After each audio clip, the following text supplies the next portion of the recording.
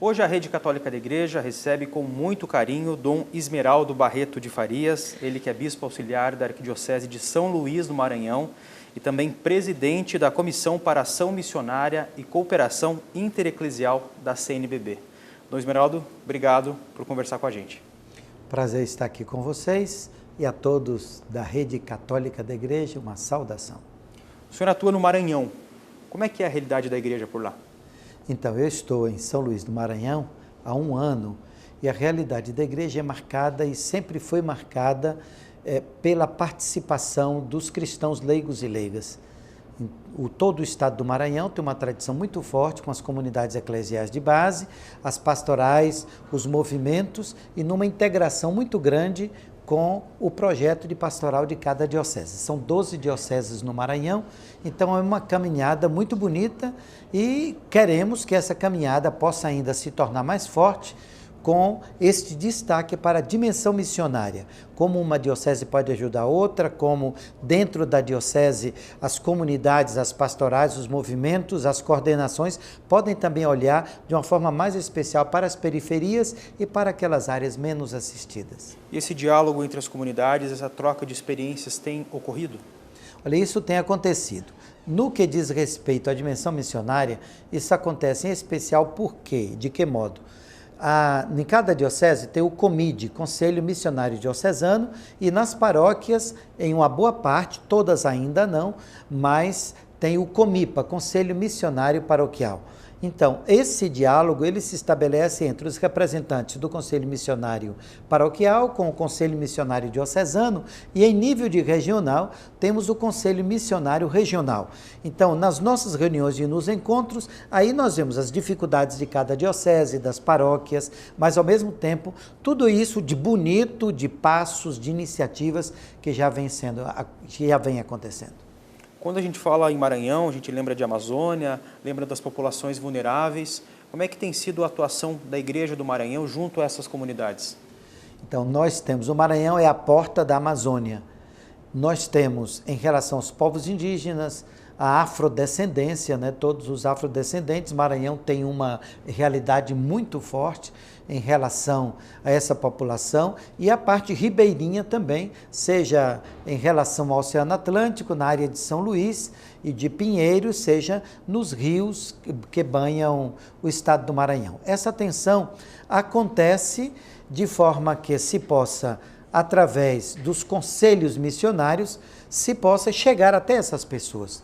É claro que em relação aos povos indígenas, há toda uma característica mais própria, porque tem toda a sua cultura própria e o lugar onde eles vivem, a organização que eles têm. Então isso aqui é muito importante e se Deus quiser, a comissão missionária, junto com a comissão da Amazônia, nós estamos pensando para, não sei se ainda esse ano, mas quem sabe 2017, realizar um simpósio exatamente sobre a evangelização nos povos indígenas, com os povos indígenas no meio deles e como é que eles se tornam, não um objeto da evangelização, mas eles se tornam sujeitos para que eles mesmos, lá dentro das suas comunidades, eles possam, abraçando o evangelho, e muitos já abraçam isso de coração, eles possam realizar a sua missão também lá dentro. Com os indígenas o trabalho é diferente, então, ou não, Dom Esmeraldo?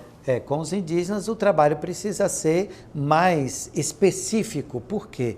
Porque eles têm toda uma cultura própria, sua, mas também eles têm todo um modo de viver. Então, aquele modo que eu uso com os afrodescendentes, com os ribeirinhos e com as outras pessoas dos bairros, das cidades ou do meio rural, então isso precisa ter uma marca muito específica, também porque queremos e precisamos que os indígenas também sejam eles mesmos os catequistas, os animadores das comunidades, e aí é claro que depende muito do modo de ser de cada povo indígena. Há uma formação para essas pessoas, para ser essas lideranças pastorais dentro dessas comunidades? Há 2 anos atrás, Luciano, aconteceu em Manaus um encontro com catequistas indígenas para o debate, o aprofundamento sobre a catequese indígena. Olha que passo importante. Então agora nesse próximo encontro, se Deus quiser, nós queremos aprofundar um pouco mais isso e ver o que é que eles pedem. É importante não só o que nós oferecemos, mas quais são as necessidades desses grupos indígenas e também de outros setores que precisamos dar mais atenção. Esmeralda, o senhor representa a Comissão para a Ação Missionária da CNBB. Como é que a gente pode evangelizar com um ardor missionário? O primeiro lugar, Luciano, é o encontro com Jesus Cristo. O ardor missionário não é algo que brota, que vem de fora, mas é algo que vem de dentro. O documento de Aparecida, no número 28, 29, o documento deixa claro assim, que essa riqueza que cada um de nós traz por dentro, essa riqueza precisa ser partilhada com outras pessoas. Então, o missionário, ele não faz propaganda, ele não faz parte de um marketing, mas o missionário partilha algo bonito que traz por dentro, que é a experiência do encontro com Jesus. Então isso é que é o motivo, é que nos anima e que nos faz ser ainda fortalecidos, mesmo com as dificuldades, com os problemas. E para essas pessoas que atuam nessas comunidades, o senhor falava dos leigos, também para eles, diante do como vivem, também não deve ser fácil, né? Ser sal da terra e luz do mundo. Na realidade, vocês, por exemplo, no meio de comunicação, como é que vocês podem ser e como é que devem ser sal da terra e luz do mundo? Também na família, né? O pai, a mãe de família, os jovens ou os adultos nas universidades, aqueles que trabalham na área da saúde. Então, é aí que o cristão leigo e leiga é chamado a dar esse testemunho da fé. E quando isso não existe, Luciano, você veja como é que faz falta. Vivemos nessa realidade, por exemplo, da política no Brasil e de tantas organizações sociais.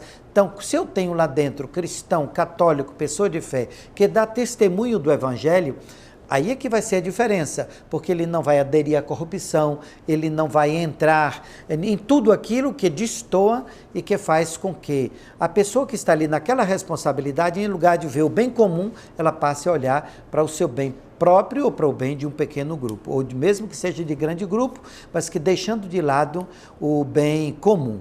E, em especial, o bem dos mais pobres. Isso aqui é muito importante. A grande maioria brasileira é uma maioria pobre. Então nós precisamos olhar não só pelo fato de ser uma maioria, mas também porque Jesus se identifica com eles. Então o cristão leigo e leiga, o missionário leigo e leiga, ele não pode esquecer disso. A palavra que está em Mateus capítulo 25, a partir do versículo 31. O que você fizer ao menor dos meus irmãos, é a mim que você está fazendo. É palavra de Jesus e isso precisa ser assumido pelos leigos, pelos religiosos, por nós bispos, por todos nós. A igreja trata o leigo não só dentro da própria igreja, mas também na sociedade. A igreja também motiva essas pessoas a se envolver em outros setores, como a política que o senhor citou, por exemplo? Olha, Luciano, a própria CNBB tem uma escola de fé e política chamada Escola Dom Helder Câmara.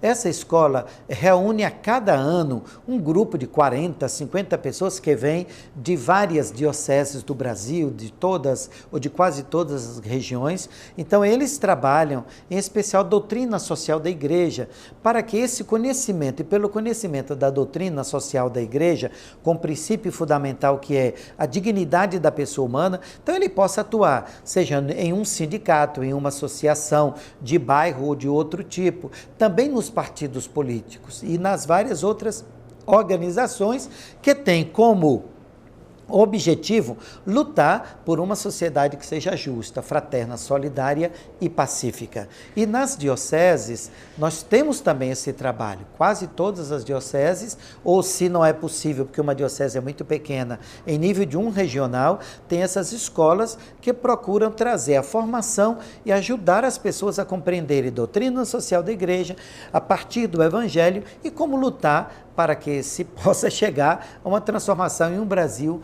que, na verdade, seja justo, seja fraterno, solidário, que defenda o meio ambiente, a ecologia e que lute pela paz. O importante é ter esperança, né, Esmeralda? Isso aí não pode faltar, porque você que nos acompanha através da rede católica da igreja, porque são tantos os problemas, tantas as dificuldades, e olhando, meu Deus do céu, no Maranhão, você quase que não tem um município, talvez só um pouquinho a capital, São Luís, que tem 4% dos esgotos tratados, 4%. Eu já visitei vários municípios, o rio que passa pelo centro da cidade, o rio na força da expressão, é o esgoto. é o esgoto que está passando a céu aberto. Ora, imagine as consequências disso para a saúde.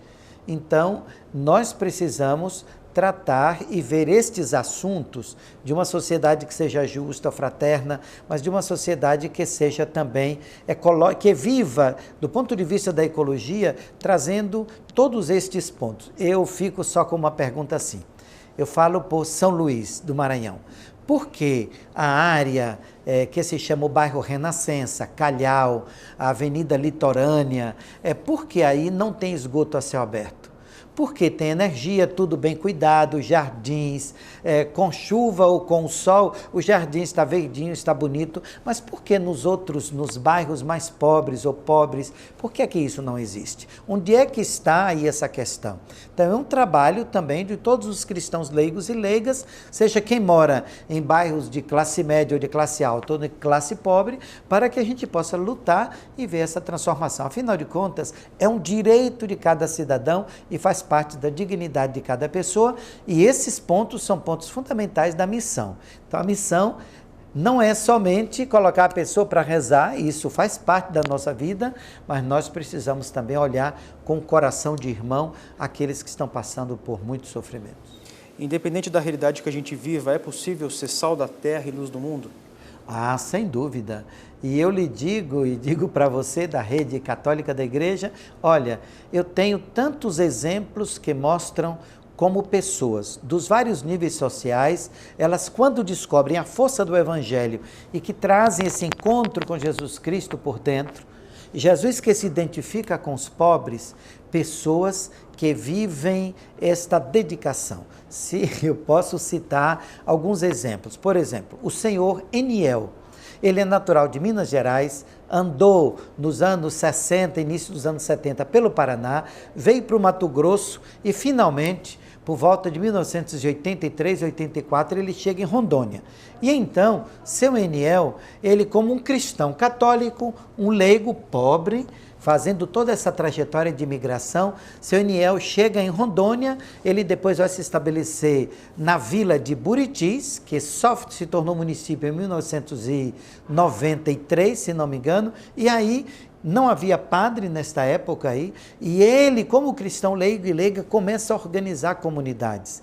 Imagine, Luciano, que esse homem leigo só com uma bicicleta e numa área sem asfalto, ele fundou 62 comunidades no município que tem uma extensão muito grande, extensão geográfica. E a partir daí, ele foi com esses animadores das comunidades lutando para que o seu lugar se tornasse município e aí pudesse ter algumas condições de vida. Esse é um exemplo. Um outro, uma senhora chamada Francisquinha, da comunidade do Pastinho, no município de Mutuípe, na Bahia, onde eu tive a alegria, a grata satisfação de ser vigário, de trabalhar como padre durante vários anos, todo o Vale do Jiquiriçá, especialmente Mutuípe, Jiquiriçá e o Bahia. Uma saudação a vocês aí todos dessa região e da Bahia. Então, Francisquinha, nos anos de 1984, 85, se começava a discutir com as comunidades a questão do sindicato dos trabalhadores.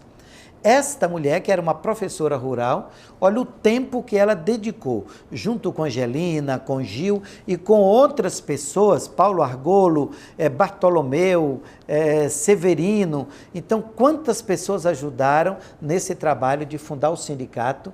E digo a você e a você que me acompanha, olha, quanta coisa bonita aconteceu em Mutuípe, com esses leigos aí trabalhando. Quanta transformação aconteceu, também eles atuam na vida política, na organização política. E posso citar dois advogados em Porto Velho, a doutora Letícia e o doutor Gustavo. Então, como eles, através da Comissão Justiça e Paz, que é outro órgão importante para esse trabalho, e através do Comitê pela Cidadania e da Escola Fé e Cidadania, como é que eles trabalham para ajudar, fazer com que os leigos, que são também cidadãos, tomem consciência da sua missão. Portanto, em todos os níveis sociais, você encontra pessoas que fazem isso não porque têm algum interesse pessoal, mas fazem isso porque dentro do coração tem Jesus Cristo, tem a força de Deus, a força do Espírito Santo e querem ver o Brasil melhor. Não querem, como você falava, não querem só chorar, ou não querem chorar o leite derramado, mas descobrir essa esperança que é o próprio Cristo em nossa vida, e isso é muito importante. Não podemos perder a esperança. E é com essa mensagem que a gente fica de que evangelizar é preciso. Dom Esmeraldo, obrigado, viu, pela atenção com a Rede Católica da Igreja. Obrigado a você, um abraço, Deus fique com vocês. E a você que nos assistiu, obrigado pela companhia, até a próxima.